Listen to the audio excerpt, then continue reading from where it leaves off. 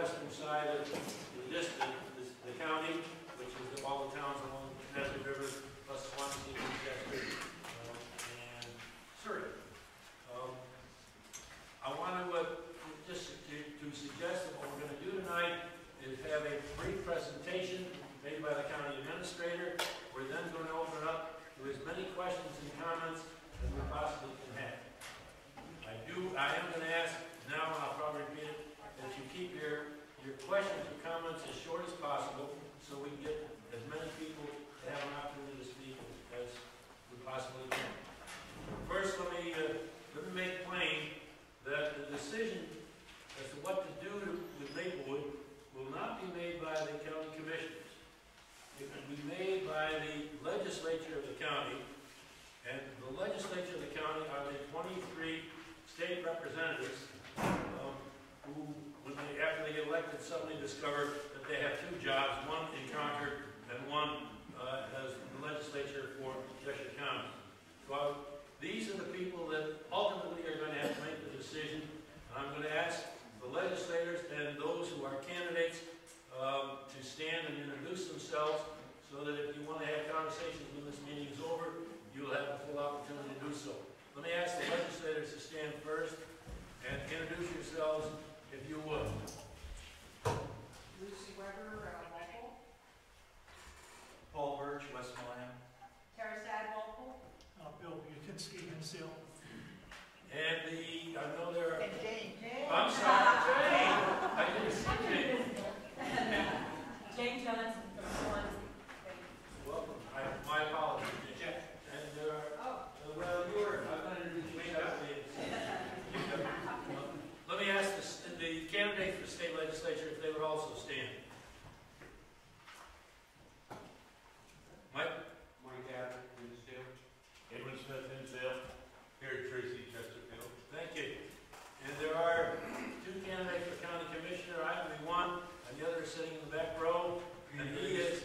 Pretty very small. Good. At the head table are the others, is my fellow county commissioner, Mr. Zerba. The third one is not well, and not here tonight, but Tim Rogers. Wanted to say from where from? Yes, I'm from District 3, which is the biggest of the three county commission districts. It starts in Richmond, goes over to Fitzwilliam and Ringe, and then all the way up the east side of the county to Alston. And also at the head table is in essence, the commissioner-elect from Keene, because he's running unopposed. Chuck Mead, and I was just going to say that it's the smallest geographic, isn't it? No. Next to Chuck, the director, what did you got? The administrator of Maplewood, I got superintendent's director, Catherine Kindall. And Jed, who's taking your assistant, who's taking notes, and then the finance director for the county, Cheryl Tromley, the assistant county administrator, Rod Lucar. and now the man's going to make the presentation.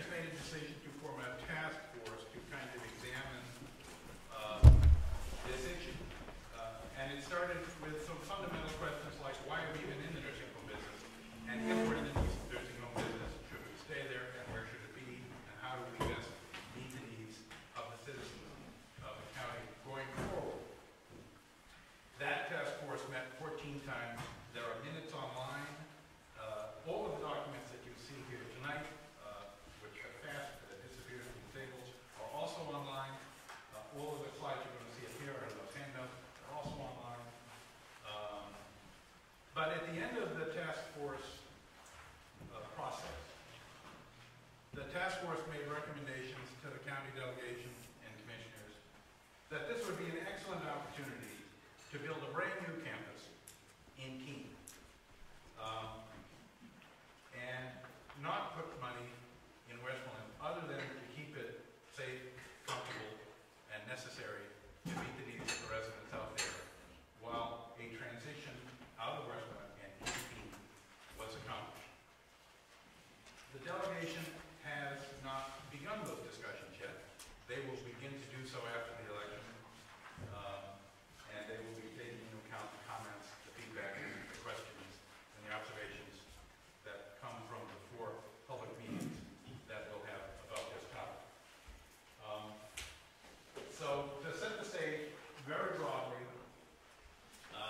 again, these are the same things over here. At the moment, Maplewood operates at a deficit. It has for a long time. There are reasons for it. We can go into them. Part of it revolves around our mission to take care of people who couldn't get into another nursing home. There are reasons why it is very difficult to place some residents. Some people are very sick. Some people have very complicated problems, behaviorally, medically, otherwise. The cost of that care can be very, very high. The reimbursement provided by Medicaid is inadequate to cover. It generally covers about 50% of the cost of care per day to take care of a nursing home resident. In the private industry, operating nursing homes, they balance that out a little bit, and they make decisions, financial and operating decisions, to try to minimize the exposure that they have on Medicaid residents. So we have a high percentage of people who cannot get placed elsewhere, and those costs run very high. And we've always done that. That is our mission. We are a safety net. When we began to talk about renovating Maplewood in a very basic level, electrical, plumbing, air conditioning, flooring, paint, carpet, that sort of thing, those estimates are coming in around $16 million. If we were to take this opportunity after 40 years to upgrade the building so that 4 people don't have to share a toilet, so that perhaps 2 people would share a toilet, or we might end up with single rooms, then that cost increases by $5 million to $22 million. So those numbers are out there. When the task force looked at that, and when the commissioners have looked at that, the concept of building in Keene had a comparable profile. The greenhouse model, and I know that there were some flyers up here, one page that kind of describes what the greenhouse model is. In general, and I can let other people explain it in a little more detail if you want them to, the greenhouse model says, listen, rather than one building with 150 people in it, let's build a house that just holds 10 people, so that we can provide more intimate and personal care in a closer setting, in a more home-like setting. It is a trend that seems to be developing around the country, and that was a consideration. It seemed like forward thinking to do that. If we did that, we would still operate at a deficit, because our safety mission and the Medicaid reimbursements and the financial conditions under which we operate are pretty much the same. But the estimates for constructing a campus that would hold 150 people came in at around $30 million. But if you look in Keene and you take advantage of what are called new market tax credits, there are areas in Keene where you can build and you can get investors to kind of buy down or discount the cost of construction.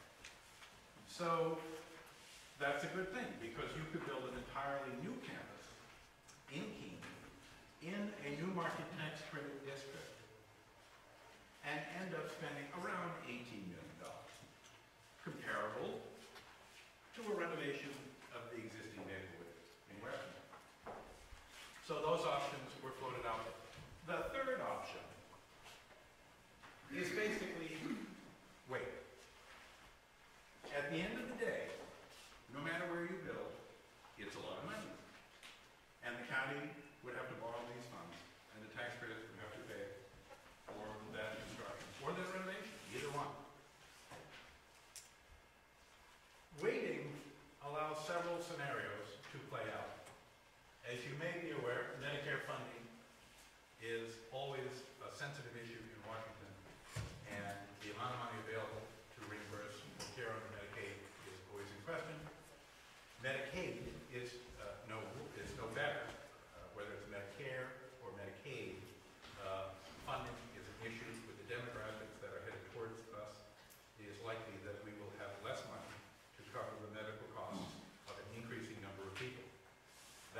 causes some people to say, wait a minute, you want me to spend all this in light of this great uncertainty? Maybe it would be wise to wait. If you didn't wait, and we borrow, for example, the $16 million to do the basic renovations out of Maplewood, what does it mean for a hypothetical tax bill?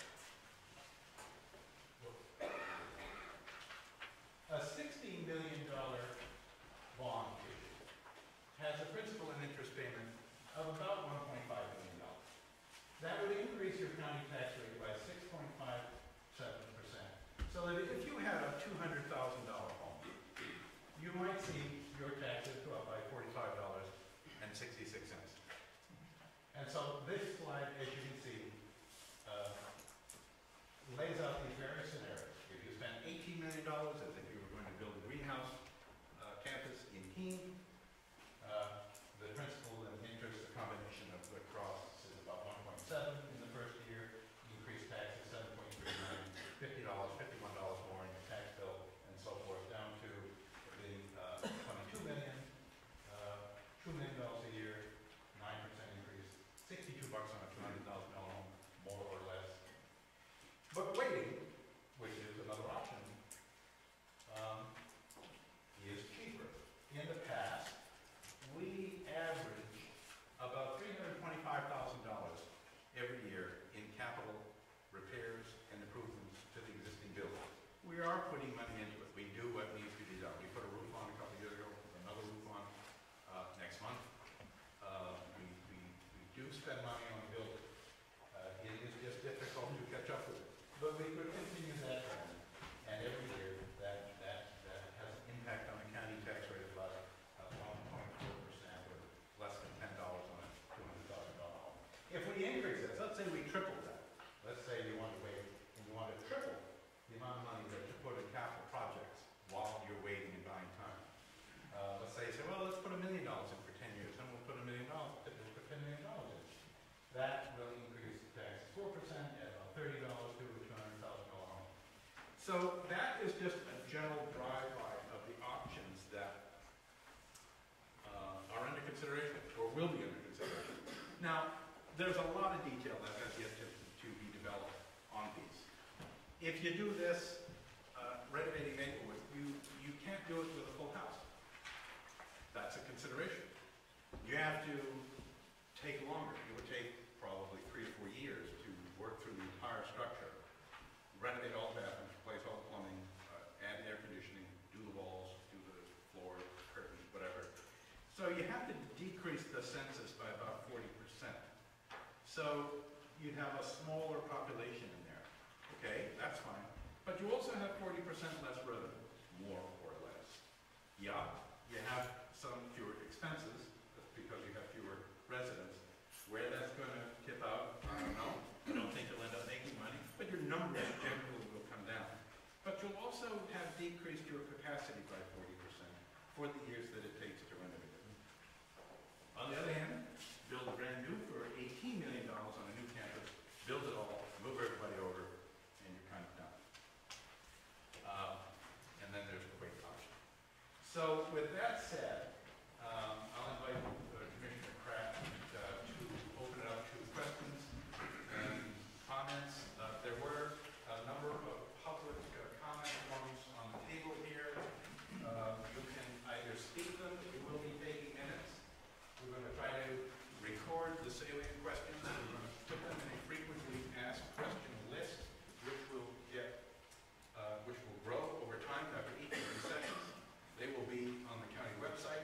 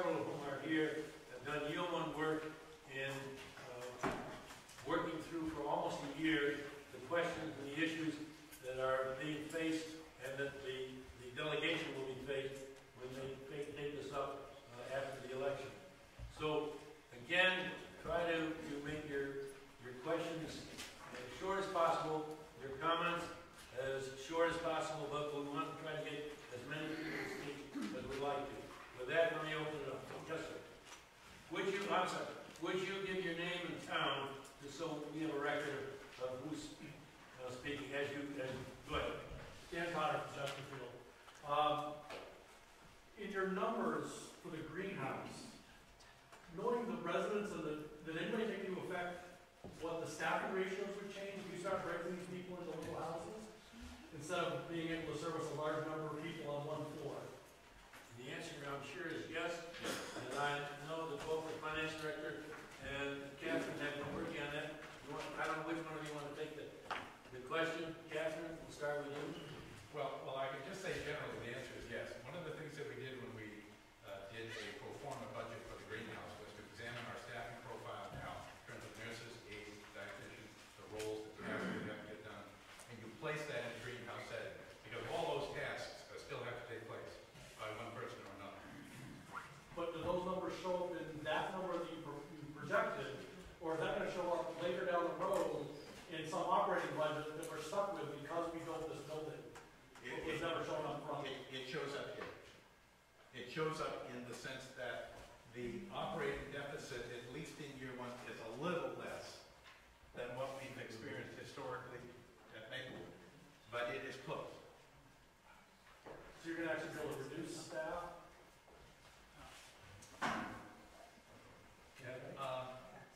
Not markedly, no. It's a change in the composition of the staff. Could you go into that a little bit more? Sure, that's where I'll turn it over to Catherine. Yes. Cheryl and I did about 3 months worth of work analyzing every aspect of our current staffing and how it would look in this particular what's called the greenhouse model. As Jack mentioned, we had to look at the fact that even though it's a house, you still have to make sure you take the clean, you have to do the laundry, but we don't have then a separate dietary department, laundry department, housekeeping department. It's completely done in a very different approach. So that was, we looked at every single aspect of that, and interestingly enough, it does decrease by a very teeny amount the FTEs. It's not a significant amount, but it does come up in the deficit that is projected. I was also very conservative in my numbers, feeling like the greenhouse wanted to see even a lower staffing ratio, but knowing that we have residents that have more acuity or challenging behaviors, I still felt like we needed to see a little bit higher staffing ratio. So the numbers were not maybe as conservative. My approach was conservative. The numbers came out fairly equal to our current operating budget as we went through the forecast. But it was a very detailed analysis that took us literally months to go through. That's on the website as well. Okay. Questions? Don't be shy. Opinions in the back. Yeah, I'm Harry Sawyer from Westmoreland. The present nursing home has a water therapy setup. Will the new one have that? The current nursing home has a beautiful therapy department. It's, Yeah, I know. in my opinion, it's top notch. But I Yeah. was the physical therapy director at the time that we did the renovations. I played a little hand in it. I appreciate your question. The greenhouse model looks very different. Yes. In my experience of visiting a couple of greenhouses and also seeing them online and talking with a lot of greenhouse operators, my understanding is this. We want people to be back in their homes. I mean, who here wants to grow up and live in a nursing home? Well, I don't see a lot of hands. We're gearing ourselves to keeping people in the community longer. One of the nice things I've seen about the greenhouse model is it is small. It's only 10 beds. So just as therapists are trained to provide care in home setting and they use whatever means possible to do the strengthening exercises, it's very functional to work right in the setting of the person's own home. The greenhouse does allow for that model. For example, there's a den. There's 10 rooms, but one of these is a den. In the rehab houses I've seen, they took the den and made it into a small therapy room with some of the most important components that you would need in a therapy gym, as you might say. So yes, that's definitely something that the So greenhouse is able the to do. greenhouse will not have that? It won't have a pool. Right, okay. And the second one, you have independent living now, right?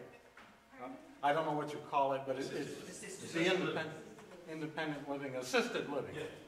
Yes. Okay, that's not 40 years old. No, That's correct. Right. So that doesn't have to have anything done to it. That's correct. Okay. So you're just talking, and and it has its own budget in terms of county, so it is not included in the Maplewood budget, and it would not be part of the greenhouse. In fact, it's not on any of these charts. It operates by law, it has to be independent of Maplewood itself. so what are you going to do with that? Well, if there was a decision to move out of Ashland and contemplate a greenhouse campus at Keene, one of the decisions and discussions that the delegation would have to have is, well, first of all, what do you do with the old Maplewood? But the old Maplewood is comprised of assisted living as well as the nursing home. So there would have to be decisions made about what the impact is on the assisted living apartments and how we go forward with that. And that's not a small question, it's not insignificant one. But if that decision were made, that is a discussion that would have to follow. And now you're saying that this is the final.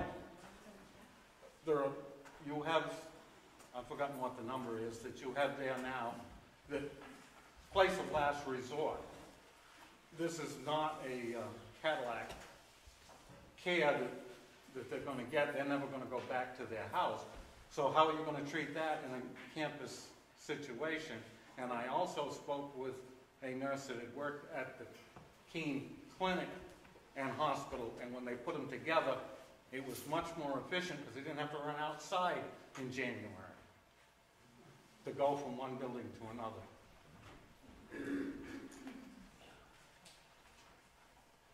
Is there a question there? Or just a comment? Just Okay. I'm going to try and get everybody first, and then we'll go from there. Rick? Get my oar in the water. So Jack, before we get into the math and so forth on these two options, and I'm using it as the basis of my information, the compendium that of January 1st, 2013. It offers a couple of alternatives. One of them being, do you want to be in the nursing home business at all? Another one being, can you outsource the function of a county nursing home? And on one of the pages, a couple pages in on the executive summary, it states that if we were to contract with a private company for a third-party management of the nursing home deficit would likely shrink dramatically. However, there'd have to be a subsidy and so forth. So I'd like to have a discussion, that's my question. My question is, can we have a discussion about the other alternatives that are mentioned in your report of January 2013? Let me, if I can, ask the chairman of the task force, because this was the first question that was asked by the task force, was the question of, and I see there are several task force members here that can comment as they go along. The question of, should we stay in the business? Should we get out of the business? What happens if you did try to privatize it and simply turn it over to somebody else, let them run it?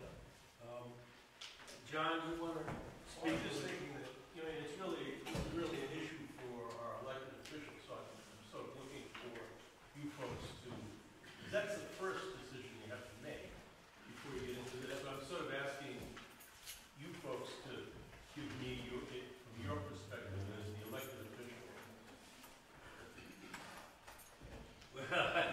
Well, I can address that a little bit by history, by way of Sullivan County, and there may come to your point.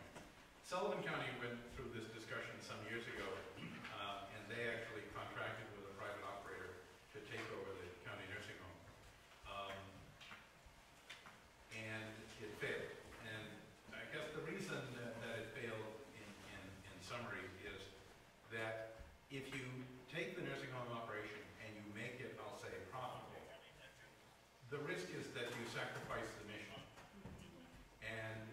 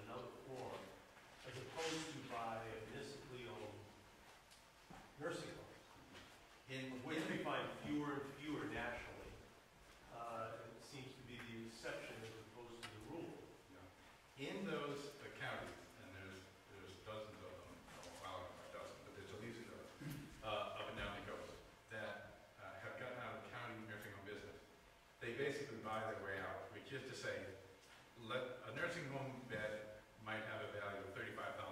If you sell a bed, you're selling the revenue. Just like a hotel.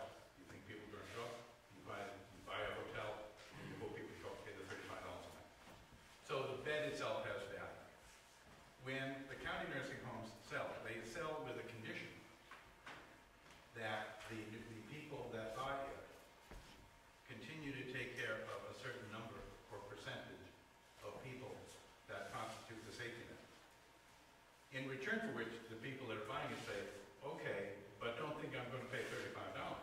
You're essentially going to subsidize that care because that $35 bed is now going to be $20 if you expect me to continue to keep your safety net, which you used to subsidize.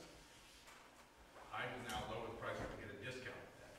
And that's where the trade-off comes from, because the economy of scale, they work that economy of scale so that as to the non-safety net beds, they can still try to make enough revenue to exceed their costs. But it comes in the pricing. I do want to go to John, but let me simply say that there is no statutory requirement for the county to run a nursing home. I just want you to know that. There is a statutory requirement to run a jail. And there is a statutory requirement to have a sheriff's department. And to have a register of deeds. And some of the various other departments that the county operates. We are not required to have a nursing home. So one of the first questions that the task force had to face was, what happens if you get out of the business? And simply say, you know, let's let the private sector do what the private sector does. And hope for the best. John, you want to respond to that? Yeah, I'll respond by telling you a very brief story. Just before I came here tonight, I got an email from a neighbor who advised me that another neighbor who has Alzheimer's had just been, I live in Sullivan, John Hoffman, I live in Sullivan. Another neighbor who has Alzheimer's, a woman I believe in about her 60s, was just found wandering in Hillsborough. That's, what, I don't know, 20 miles away. She'd been living at home, obviously can't spend $100,000 or whatever it takes to go into a private nursing home where they have to pay. Was trying to be cared for at home. Obviously can't anymore because she got lost wandering around. They found her, they couldn't find her car or her dog. What's her option now? And what's the responsibility of the community for people like that? This thing is about people. It's about people. We faced this issue to begin with, and that was there a mission to be served? Or was this simply something where we'd sit down with some slide rules or adding paper and figure out, okay, how can we best cut taxes so we don't pay for people like this woman that was just found in Hillsborough? So we faced that, and we spent several months talking about it because obviously this was the threshold question. For hundreds of years, this community and this state and people all over the country have taken care of the people that could not take care of themselves. They've tried to do it as best they can, but that's been the social compact. It's what we're about. And that's why we face this. We did get testimony from people who had gone out of the business. You're right. A lot of people have tried this. The question then becomes, what happens to the people who are being served that no longer can be served? Do they go out on the street? That's the issue. And obviously that's something the task force wasn't deciding. We made a recommendation, but that's going to be the issue that is going to be faced by the legislators, by the people that you've elected. Do you elect them to take care of the people who can't take care of themselves or not? Thank you, John. Thank you. Any other questions? I want to try to refrain from the legislators speaking if I can, because they're the ones that hopefully are being spoken to. But It's a question. We'll get to it. I remember. So you want to stand up and tell us who you are? Kind none, live in Westmoreland. Don't I remember that there is a provision in our state constitution that destitute people have to be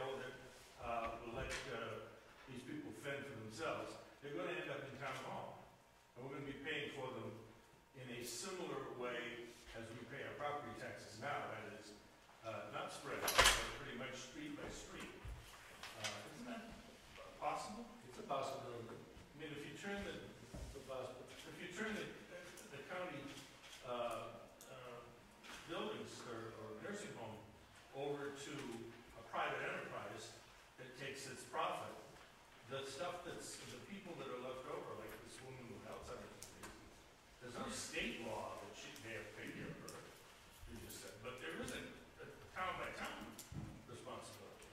For the welfare, whether and to what extent, how far that would go.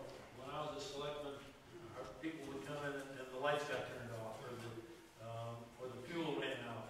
And those were the kinds of things that the county, on occasion, when people were homeless, they would be put in hotels so they could try to get back on their own. We don't have a situation where they're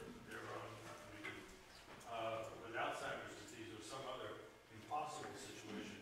You have them in the hotel forever. When I was a seminarian many years ago, I visited an old folks home, which was an old farmhouse, and it had about 30 people, warehouse.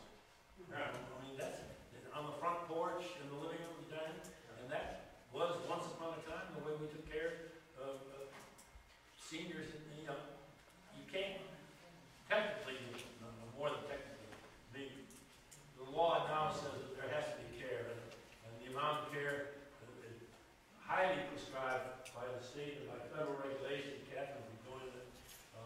I can only tell you it costs approximately $300 a day for a resident of a nursing home.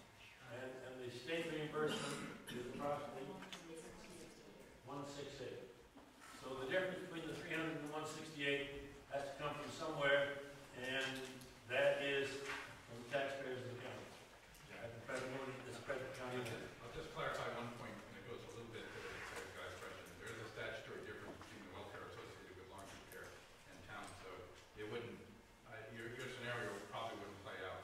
But coming back to Commissioner Pratt's earlier suggestion that there's a statute that says we're not in the nursing, you don't have to be in the nursing home business, is absolutely right. But on the other hand, it is a statute that says we have to pay for it. In other words, any Medicaid resident in any nursing home gets paid for by county government if they're a resident of that county. It happens that at Maplewood, about 100 of the people up there are on Medicaid. We pay. It happens that it used to be cheaper for us to be a provider than a mere payer. But there are a couple hundred other people scattered around the state that we pay for because they're in another nursing home, because they're on Medicaid. So there is a statutory difference between town welfare and that. So I don't think you're going to see those two collide. Back. Hi, John Keene from Chesterfield. A little bit to answer Beard's question and some answer that I didn't hear about other counties, states getting out of the nursing home business. I do know I have a sister-in-law who is second in command in Suffolk County on Long Island on nursing home inspections. That she works for the state, she works there. They're getting out of the business. What they're finding is the people are, some of them are onto the streets. The majority of them are in the hospital emergency rooms. They're taking up beds for, from other people that could be using those beds. It's a swap. So you're going to get people in the emergency room in the beds for months at a time in an emergency room bed, or out on the street, and they won't be there long. Thank you. Over here. Yep. So, I'm Ian Dewey from Westmoreland. Couple questions. One, as you guys were talking about the assisted living is separate, and at least for myself, it sounded like you guys were going to figure out what to do after the decision was made of what plan was going to go, which, at least for myself, doesn't really make a lot of sense, and it's going to add more cost to the assisted living if you say, well, you know what, we're going to tear down Maplewood. Well, you have this facility for the assisted living. Now you got to pay for, obviously, nurses, staff, cooking, and all that stuff for the assisted living. Now you're going to move everyone down to Keene. The other question I have is when it comes to cost for, say, water and sewer, Town of Westmoreland doesn't have a sewer system. They have a program down at the nursing home with their own. The city of Keene, I would recommend, or I suggest, and sewer. And what's the cost of that gonna be per day or per year over versus what we're doing currently in Westmoreland? I can give you a couple of thoughts on that. You're absolutely right. Some of the questions that came up earlier between members of the delegation at the time of the task force was, when do we make a decision? Let's say that there was a decision to do the greenhouse concept in Keene. At the time, some members of the task force said, well, I wouldn't agree to move to Keene until we decided all of the decisions that needed to be made in terms of exiting Westmoreland.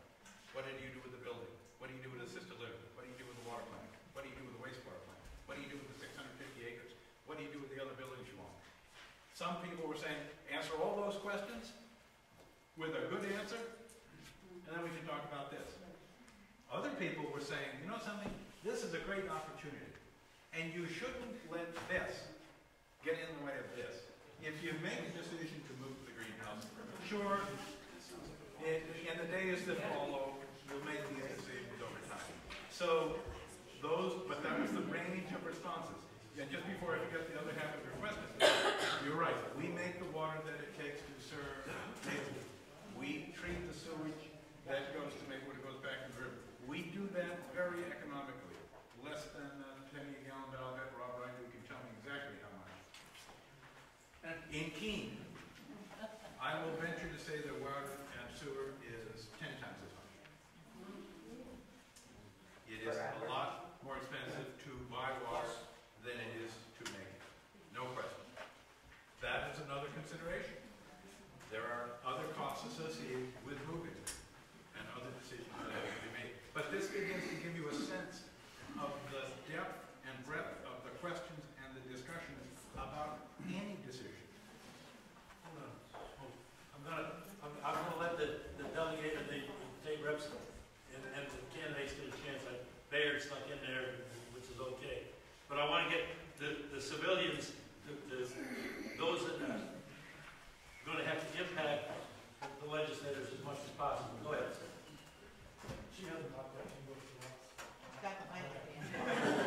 Dan, there's a guy behind you. Oh.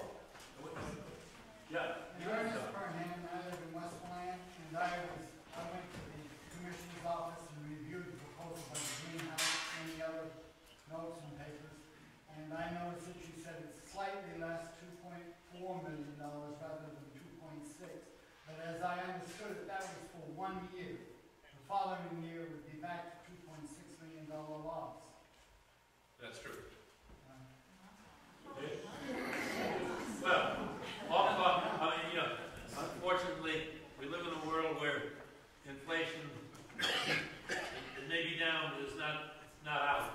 And so all costs, generally in terms of staffing and other things, insurance, go up. Well, and two things I'll point out. In the first year, there were actually some startup expenses and training expenses that were covered by other sources of funding. In other words, to get the $30 million price tag down to 18, there were a number of sources of money that were coming in that helped me get there. But you have to pay back. No. No. But it does offset the cost for at least a year. And that's why I say, not that $200,000 is chump change. Most of us probably spend that in a weekend. But in general, the operating format will be similar. Yes, ma'am. Valerie Starbuck, Chesterfield. I have a comment first and then a question. The comment is in terms of what a couple of people have already spoken about in terms of the county keeping a nursing home or not. I'm fully in support of the mission for the county home because what I pay now out of my taxes toward Medicaid and toward the county home, or what I will pay in increase in taxes is not going to break me. It's not going to put me out of my house. But the county getting out of the business will definitely break individuals. And I don't think that's the human way of caring for our neighbors. That's just a comment. Okay. I have two questions actually. Maybe three quickly. On the tax credits, is there an end date to that? Is that ongoing for years? Do we have a time schedule those tax credits are no longer going to be available to us. Just a question there. And the other question is, has any consideration been given to a variant on the 10-person per house model, and perhaps 15 people, which means about 10 homes being built versus 15 homes being built, economies of scale, scaling down somewhat, but maintaining the model really in its essence, and still being able to provide that kind of home for folks. Your first question, hold on. On the tax question, let me bring in the expert, which is Jack Dugan, who is the president of the Monadnock Economic Development Corporation, and they are the ones that have put together the economic package, and it is very complicated in a sense, but Jack can give it to you as quickly as possible. Jack? I'll do it quickly because the question is the availability of tax credits. Right now, while the program has achieved tremendous bipartisan support in Congress over the last 8 or 10 years that it's been in business, the program right now has not been reauthorized yet for next year. So there are tax credits available now. If by some strange feat this project were to start next summer, we could capture some of the existing tax credits and get the project done. But right now, until reauthorization, the program is dead water right now. That's a key point for everyone to understand. Thank you. And your second question? Was about the variant The on the size. greenhouse What model. size? Okay, 10 per unit to 15. Understand that the greenhouse is a capital G, capital H. It is the name of a concept that is, I'll say, owned by a group of people in a nonprofit setting, and they've come up with this format for smaller housing for long-term care. But there are certainly other options to do a similar thing without, I'll say, buying the greenhouse concept or model. So the short answer is, sure, you could look at smaller houses with a lower number of people in a different sort of setting. No, It I said wouldn't be higher. greenhouse. Higher number, 15 as opposed to 10 or 12. Higher number of people, lower number of dollars. Yeah. Okay. Jack, I could address that. I'm Stillman Rogers, I'm the county commissioner of District 3. Part of the answer is that the effort in the greenhouse is to make these home-like. And if you get too many people, they start to become institutional again. And one of the advantages of the greenhouse concept is, as your needs change over time, you can change the function of these buildings. So if you need one more for dementia type operations, you can change it. And so it's a much more flexible thing.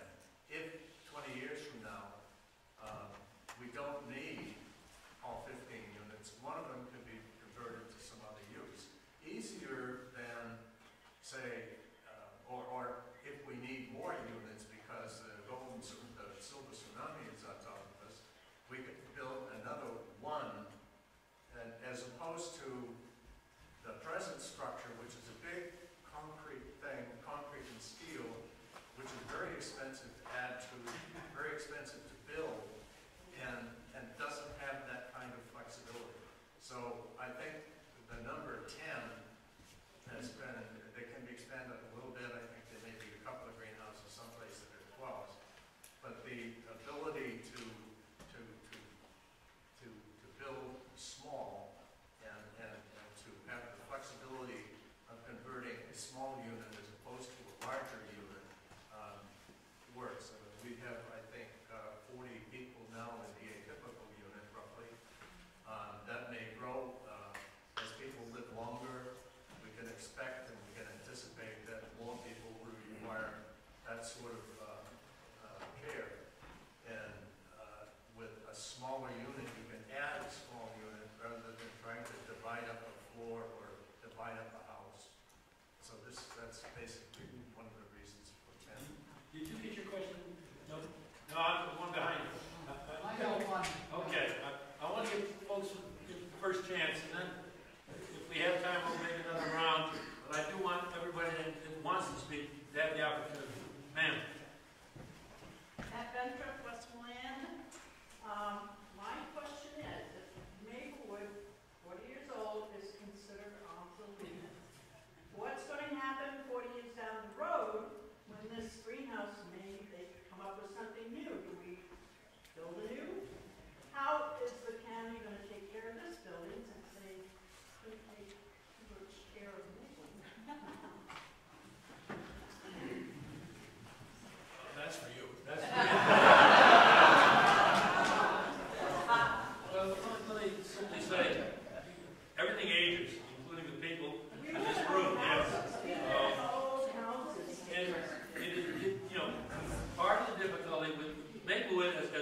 several people is a fine building. Structurally, it's a fine building.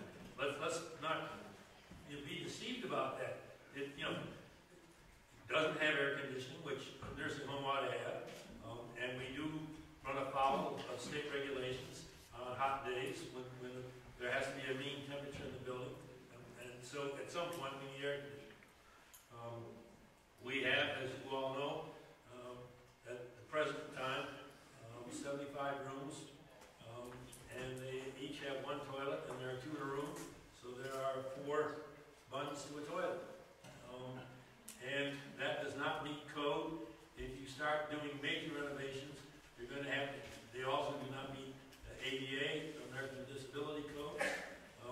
So you're going to have some major structural changes that would have to be made, probably, if you started doing major renovations. The problem is, when you bring an old building, and some of you know about the code, when you start screwing around with an old building, suddenly the codes that were okay when that building was built are no longer a minimum. So you've got new code. 40 years from now, I have no idea what the codes in this country will be like. And one can only hope that I think we've taken as good care of Maplewood as you possibly could. But the plumbing, anybody here in the plumbing business knows that, what was it, cast iron 40 years ago? And it is now some kind of PVC, right, PVC.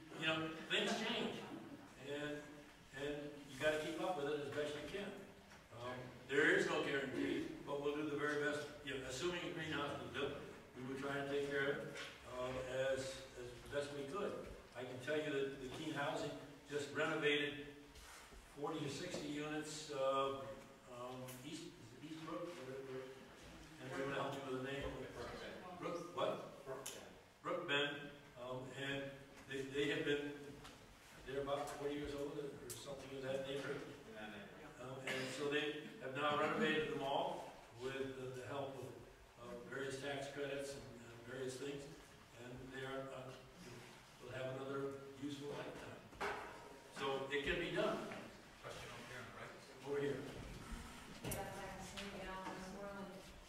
You may have covered this and I missed it, but is there an option to place people in private facilities and have county financing instead of having a building at all? Stop having a building and just put people in, and so that it's spread out between the private nursing homes you already have, and subsidize those particular people. There's a political question there, but it's a practical question. If you decided just get out of the business, obviously you would do that over time. Not really, get out of the business, Well, yeah. you gradually phase out of taking people, admitting them, then they would have to go to the other nursing home. We, as I said earlier, we've already paid for 2/3 of Medicaid patients already in other nursing homes. What you have to wrestle with is providing an additional financial incentive to the privates to take the most difficult ones that we currently take. Because that seems to be the obstacle now. But right, I mean, listen, one of the questions that is untested is if you decided to get out of the business and just presume, insisted, or demanded that the privates take care of it, they might. But suppose they didn't. Then what do you do? Comes back to the question, comment that the lady and Mr. Hoffman had about, you're making decisions about people's lives, and so you're going to roll the dice. Out of the business, if you make a presumption that everybody will be cared for because you don't see a problem anywhere else, that's a risk. And I don't know the answer to that.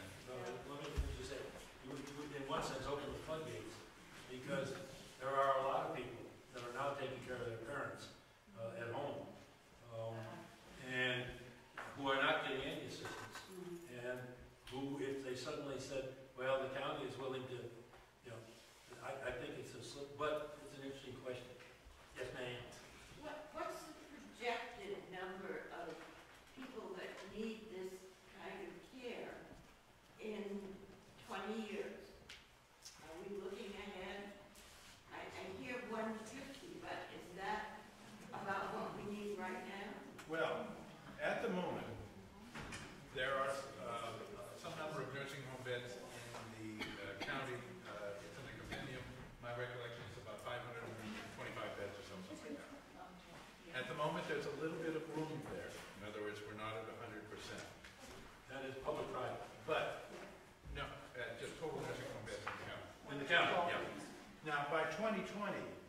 the number of people over age 65 is expected to double. Right? We've got roughly 10,000 people in the county today who are over age 65. By 2020, that number will double. In general, 10% of the population is going to wind up needing nursing home care at some point, either for a short while or for a long while. So the expectation is that as the population ages, that we will be experiencing a nursing home bed shortage, certainly by then, and it will grow over time, and gradually no one will have an available bed because the capacity will be absorbed. Now, that's another issue for your state representatives, because there is currently a moratorium on the number of nursing home beds in the state. In other words, you cannot add new nursing home beds. If the demand doubled tomorrow, you couldn't go out and build a nursing home, because there are state laws that prohibit the addition of beds to nursing homes. So the legislature would have to make changes to that moratorium. They'd have to lift that moratorium and say, oh, there's a lot of people that need nursing home care. We better make more beds. Well, then that triggers the question, wait a minute, if you have more beds, somebody's got to pay for it. So that means the Medicaid budget will have to go up. Or the reimbursement rate will have to go down. If you don't make a bigger pie, you have to have smaller pieces. I'll tell you historically, it's also in the compendium, you can see it online, there's a cute little graph, it won't take long. In about 1995, Maplewood broke even. It didn't require any tax subsidy at all. Because when it cost us $100 a day to provide the care for Medicaid residents, guess what the state paid? $100. There was a year in the early 90s, we actually made a profit. That $100, that 100% reimbursement, is now down to around 50%. And again, you can see that nice color graph. I bet we can show it to you right here in Chesterfield. But that is a function of the pressures on the state budget to balance out the cost of services and who we provide those services to. I want to keep moving along. And I don't want, if possible, for folks to, at least, I want everybody to get a chance for one. Thanks. Maybe this is a question for the task force, but when you were considering privatizing this, I wonder what kind of models you were thinking of.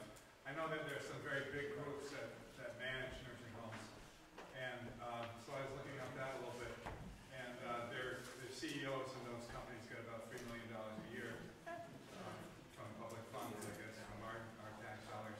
And actually, one of the biggest ones is Sun Health, which we know of from Spofford Hall, and their manager gets about or their CEO gets about $2.5 million. But I've also been around here when we had another alternative, which was smaller units, like private nursing homes. There was one down on Route 9. I remember our emergency responders talking about a fire drill down there and how they might be able to get people out of that building and if it started burning. And it wasn't a happy. They weren't happy campers about that. I'm sure some of them lay awake at night. So I don't know what kind of model were you looking at in terms of privatization? Going small and having local ones around, or going with a big company? We invited the senior officer of the largest private operator in the area to actually come and spend a full task force meeting with us, and asked him what would they do if they were hired, if the county simply hired them to take it over. He said, well, they'd manage it by managing the number of staff that they have,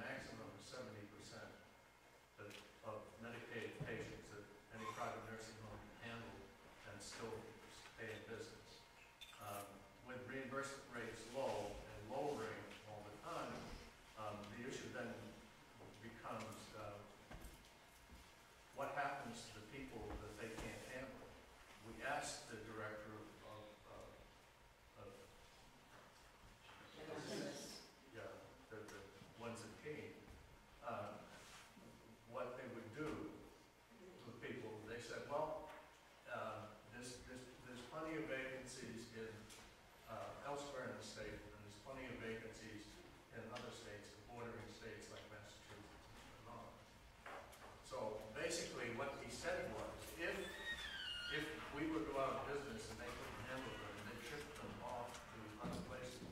And I think that part of, and I think most of the people would agree, that part of keeping your family is being able to have your loved one who's in a nursing home and can't care for themselves someplace where you can reach them.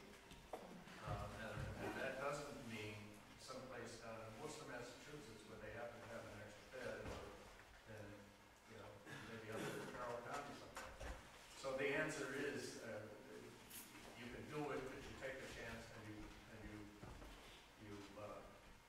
the consequences may be that you don't have the loved one close by. Yes, sir. A comment about what has just recently been said, and I don't know why we would want to put our elderly with people whose primary purpose is to make money. What kind of care are we going to have for our elderly if their prime mover is how much money they can make off that person, not how much they can take care of it? Take it that's a comment, not a question. As Yes. advertised, the graph has arrived. High-speed internet of Chesterfield has delivered it one little bit at a time. But you can see back here in 1994, 1995, we actually had a profit. As you see, the cost hovered around the reimbursement rate.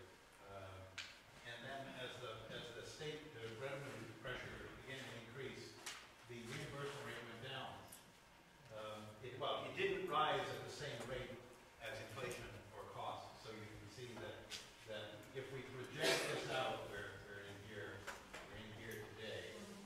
If you project that out, and if the Medicaid reimbursement rate and the funding levels mirror the previous 10-year history, you'll have that gap by 2032.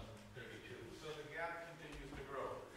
That's probably the reality. I don't know if Representative Utinsky has found a new source of money to fund Medicaid for the next decade, but I doubt it. And so what that means for you as taxpayers is this is an ongoing commitment of funding under any scenario. The legislature is the one that controls the budget for the Department of Human Services, and as I understand it, the basic funding for elderly care for Medicaid has remained flat for 10 years. Jim's functionally flat. My name is Jim Rubenere, I live in Roxbury. I was not a member of the task force, but I took an interest in the subject and attended a couple of the meetings of the task force and read all the associated documents and independently spoke with the operators of county nursing homes in a couple other parts of the state. And I came away impressed with the integrity of the task force process and the quality of the recommendation of the report. I also came away convinced that the process ought to move forward without much delay. And I understand there are lots of questions here, but there also, my concern here is grounded in the experience of the county jail project. Here was a case of cost escalation due to considerable delay. In 1989 or so, 1998 or so, the projected cost of a new jail facility, house of correction, was somewhere between $15 and $18 million. By the time the structure was finally built and open and taking prisoners in the year 2010, the cost of construction had risen to $38 million. So that's a $20 million cost of delay. One should not be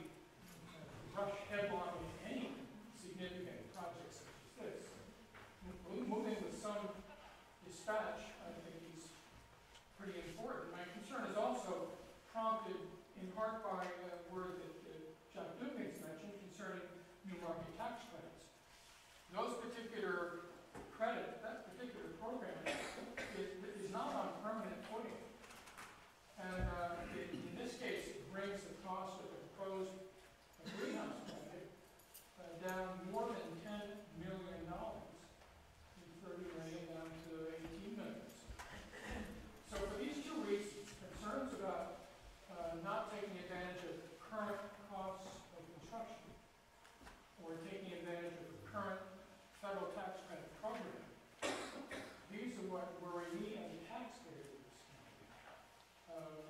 Certainly, the concerns here tonight express mostly, largely about the care of individual patients, and that certainly is touchy.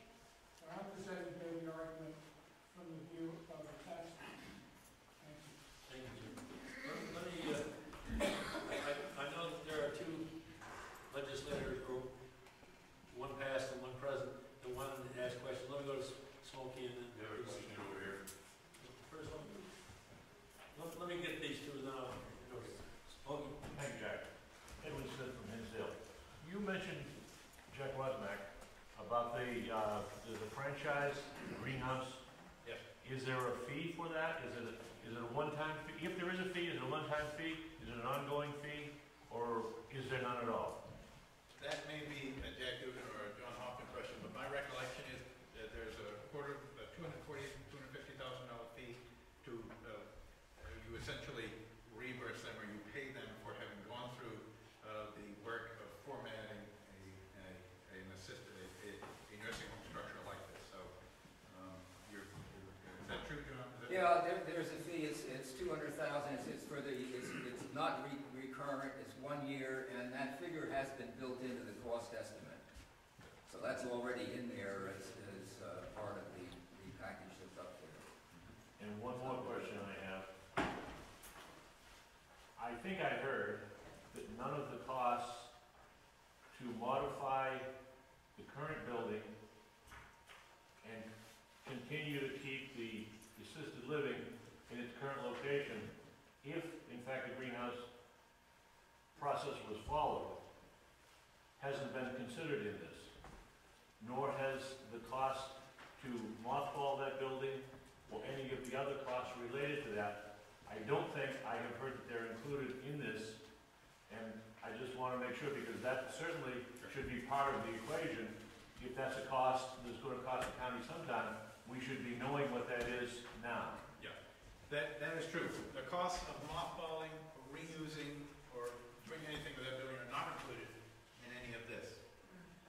If you moved out of Ashland and you moved into this and then decided what to do with Maplewood and the campus, sure, you're going to have some carrying costs for that building. It's a building. If it's vacant, you're going to have staff there, 1 or 2 people keeping an eye on it so that all the copper doesn't get taken out and vandalized and that sort of thing. It's a big building. You need to heat it and maintain it responsibly so that it doesn't fall into revenue like the old jail. Those are costs that you would have to anticipate. That could cost $200,000 or $300,000 a year to minimally keep a building stable while you figure out what to do with it. And if obviously the assisted living is still operating, your costs are potentially even a little greater. Can they be separated? Can the assisted living, in other words, does it depend on the same heating system? Does it depend on the same? Yes. All of that is independent. I mean, it's not independent. So that there's another cost there to make that an independent facility, an independent living facility for independent, an independent living, whatever.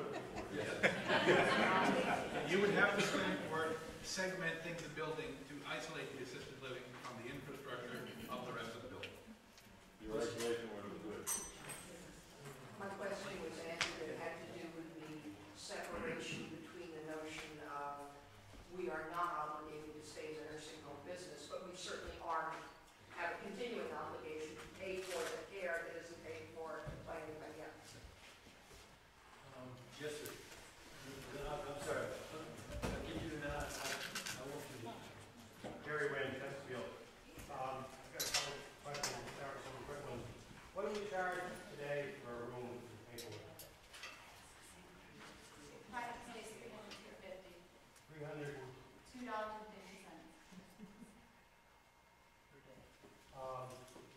One of the concerns I've got about the cost of our running a nursing home is financial package for the employees. How does the financial package for our nursing home employees, I don't need this answer necessarily tonight, how does our financial package for our employees compare to the financial package of other similar businesses? I'm suspicious that's part of the reason that we are challenged with being competitive. When I have a nurse in Maplewood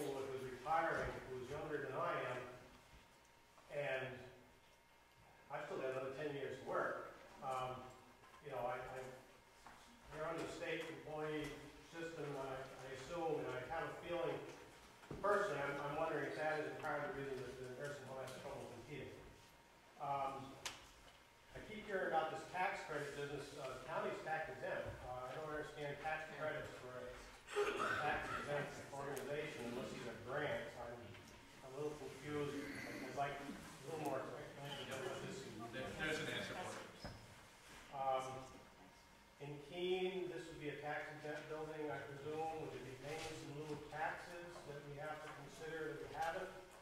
Keene State, I think, pays the city for the fire department rolling in and all that sort of thing. I'm not sure if those expenses have been taken into account. My other question is this New Market District. You're concerned about the floodplain down by the river. Keene's a floodplain pretty near the whole city. I hope this won't be in one of those areas. And we end up like Melrose Terrace and Gradual, where they're going to rebuild their elderly housing complex. And I'm a little confused on the county paying for Medicaid patients. The county pays for the difference between what the state reimburses and what it actually costs, or I'm a little confused about how that works. It's a confusing question. I guess my question to you is, you want the last question first, the first question last, the middle question first? I'm going to do my best to try to touch on that. Yeah, I'm jumping all around. I just, maybe some other people got these questions, or if they're way too much to answer, maybe it's something. No, I can answer something very quickly. I don't want to get into too far into the weeds. But my only last thing on this model is some patients don't need a private bathroom, and this is a wonderful model for patients who have still some of their faculties there. There are a lot of patients in nursing homes that are beyond this model's being much help for. Well, let me especially in let me try to work backwards, and you tell me if you missed the question. As to the bathrooms, it isn't about aesthetics. You may or may not recognize, or if you have dementia, how many people are sharing a bathroom. But from a clinical point of view, it's really more about infection control. One of the most dangerous things going on in nursing homes is the disease and the illness and the flus that they pass. When you have four people sharing a toilet, it gets much more difficult to control infections. So that's just a general thing. Aside from the aesthetics of four people sharing, it's just a different standard today than it was 4 years ago. As to the New Market tax credits, we take advantage of them because we, the county, would not be building the greenhouse nursing home. The greenhouse model would be built by, I'm going to make this up, Monadnock Economic Development Corporation, and they would pay taxes. And that's how that works. They get the tax credits through that corporation, but in return for which, well, not in return, but as a result of that, they're not tax exempt. And so they would be paying taxes. And those numbers are incorporated into this. So whether the county's borrowing money or whether you're paying taxes, we've kind of aggregated that into the first year payment. At the 7-year mark, because these New Market tax credits go away, the balance of the construction loan has to be refinanced. All right? So it wouldn't be for 7 years if the county then wanted to buy the nursing home from Monadnock Economic Development Corporation and take it on as a county nursing home. The county at that point would have to borrow the bond money. In the meanwhile, though, you're paying principal and interest, or you're paying interest and you're paying taxes and you've got some other things. I'm not trying to overcomplicate it, but the money's going a very out. short way of saying this is when you get into this kind of stuff, you're in a highly complicated financial transaction. Yes. Let's just leave it at that. Yes. It's not that difficult. What you're saying is you're paying a lease for 7 years. That's right. Not buying the building. And at the end, you spend $18 million. So that's really principal and interest that you're paying that you show. That's right. It's not principal and interest at all. It's a lease payment. Well, because you're building a $30 million complex. You're going to end up buying it for $18 million. But sure, in the meanwhile, there's interest payments.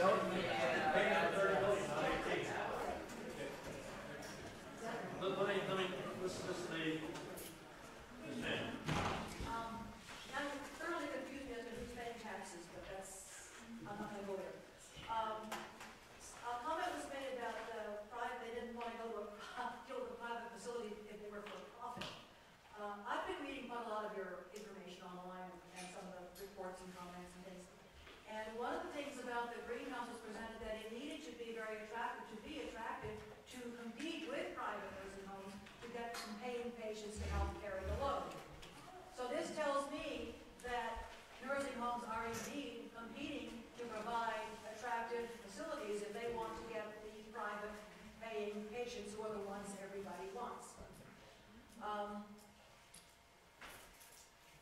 Why are we, I haven't heard any consideration of forgetting the building and doing like this lady over here question. We have this deficit money every year that we're spending in our taxes. Why can't we use that to subsidize these people and place them in existing private facilities who are good because they're competing for the good patients? We have all that money we're already paying in our taxes, and we could simplify our lives considerably. If we sold Maplewood to a private nursing home company, we could take the money from that sale and use that, fund a trust fund for that, to help provide money to subsidize the people that need it. I'm not saying to throw them out on the street. I'm saying to give them the care in a little different format. That's an option that I haven't heard any consideration of, and I would really appreciate that, because personally I'd rather go to a private facility than a government facility. And I haven't heard any reference to the cost of running these things concurrently. There's going to be double staffing to some degree, varying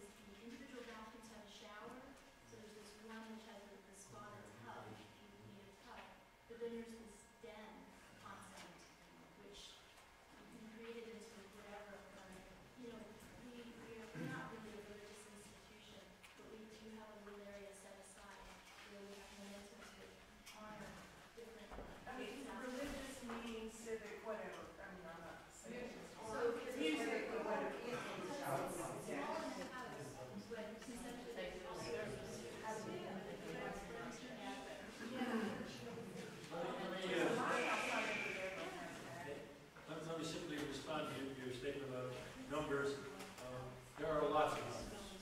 And Jack Dugan has run numbers on the building, the construction, etc. If you wanted all those details, you could go to him, whether he'll give to you or not, I don't know.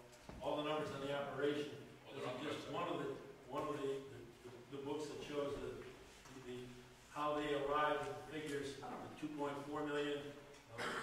People at a meeting of this kind to try to get into the weeds with all the numbers is very difficult. But to say that we had done as much homework as we possibly could in preparation of turning over to the delegation as much information as they, and we will continue when they have questions to try to answer them. Well, I'm assuming that you are making the comparisons between the cost of these two buildings by including the information that you have. That's correct. But it appears from the questions that has not been done completely. And just one last. Give me an example. I do want to challenge you simply because to give the impression that we just make these up is not. No, I didn't say that. I said you didn't include all of the variables and all of the things, such as the cost of the mothballing the building or the assisted living and the different. And we made that very clean. I know, that's what I'm saying. You did not include that. But one last question, how much of an over budget did the jail go compared to what we were told? It actually came in under budget and ahead of schedule. But it's a little overkill, don't you think? What part? There was a gentleman back there, I think that's him. Yeah, Katie Mackey, West Lynn. I'd like to see the jail say West Lynn. You know, you said you've got a building that currently can handle 100% of the patients out there, where the private sector, something like that. You know, but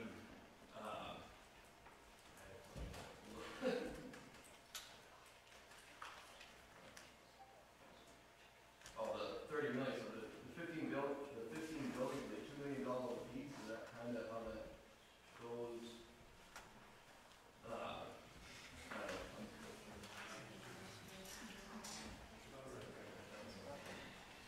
And is there a separate cabinet administrative building? So there are 11, 15 buildings?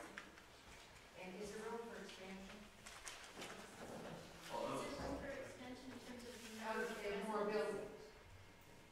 In a way, no, because as Jack pointed out, there's more time on the nursing home beds, so no new nursing home beds can be built at this point. But at that point, we're looking at 6 years down the road, doubling the amount of people that need to be in there. Okay, so my point being is, at that point, the legislature could lift it out of there, could be a change. I'm just questioning if there's physical land on the site. That's, yes. That's the advantage of the greenhouse system. If the need comes, you can build more small units instead of having to try to figure out how to add concrete. Let me suggest to you that I think we've reached the point where we're going to start arguing with each other instead of trying to get as much detail as possible. And I think we've gone about as far as we can go. If you want to talk to the representatives and the candidates are in the room, the commissioners are here, the staff is here. If you want to carry on private conversations, these forms are here for you to fill out with your opinions, etc. And I say it again.